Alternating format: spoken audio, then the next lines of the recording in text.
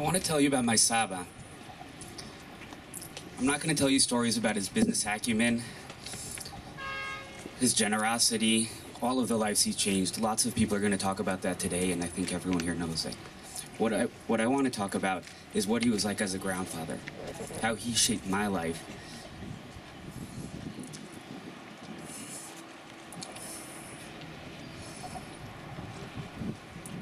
I know my grandfather deeply, deeply cared about me, and I know this for two reasons. The first is that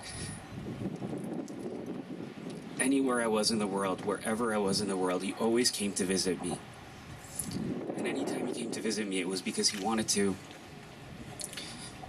see how I was doing. He didn't just want to know how I was doing, he wanted to understand the world in which I lived, understand the environment in which I was growing up.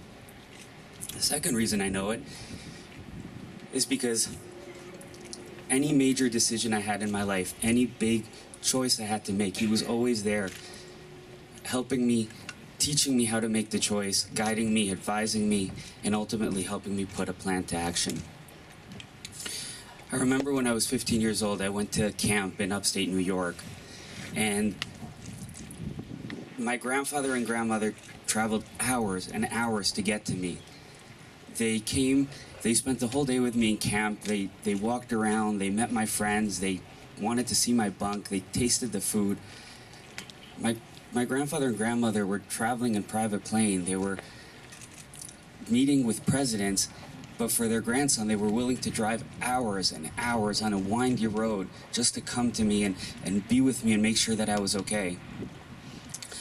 When I went to college, my grandparents again traveled hours and hours to get to me, and they stayed the entire day. They met my fellow classmates. They went to classes. I remember at the end of the day they came to my dorm room, and I cooked for them, and I'm not a very good cook, but I really tried hard. And I remember my grandfather and my grandmother eating this food that I made in my microwave, and while I was preparing it, we talked about my classes, we talked about what I was learning, and he helped me choose my major. And then a few years later, when I graduated, again they came back to Philadelphia, and again they were there to celebrate that milestone with me. A few months later, when I started dating my wife, my grandfather made a special trip to New York to meet her, and he took us out to dinner. And while we were all having dinner, my grandfather spent the entire 2 hours of the dinner grilling Judy, trying to understand her, just trying to get a sense for who she was as a person, if she would make a good partner or not. I think my grandfather wanted to understand who I was spending all this time with and make sure that he steered me in the right direction so that he could give me the guidance and advice as I made another big choice in my life. It didn't matter where I was in this world. My grandfather has come and visited me in camp, in college, in LA, in New York, in Seattle. It doesn't matter where I've been, he's always been there, he's always come, and whenever he comes, and it doesn't matter the constraints on his time, the demands on his time, it's always felt like he was just there for me. There was nothing else he wanted to do, no amount of time that was too much. We would spend hours and hours talking about politics, about things that were going on in my life, in his life. I so vividly remember sitting late at night after the day was over in Acapulco or in Mexico, and just hearing stories after stories about his childhood, about his past. The thing that's amazing is that this relationship I had with my grandfather was not unique. My grandfather had 17 grandchildren, and each and every one of us had the same relationship where he made the investment and the devotion to be there for us at every single point in time. We all have such a deep and genuine love for him.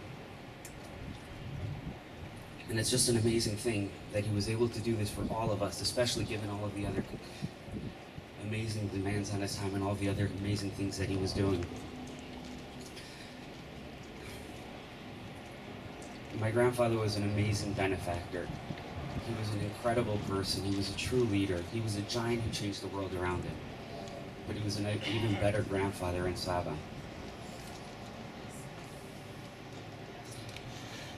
I love you. I'm going to miss you dearly.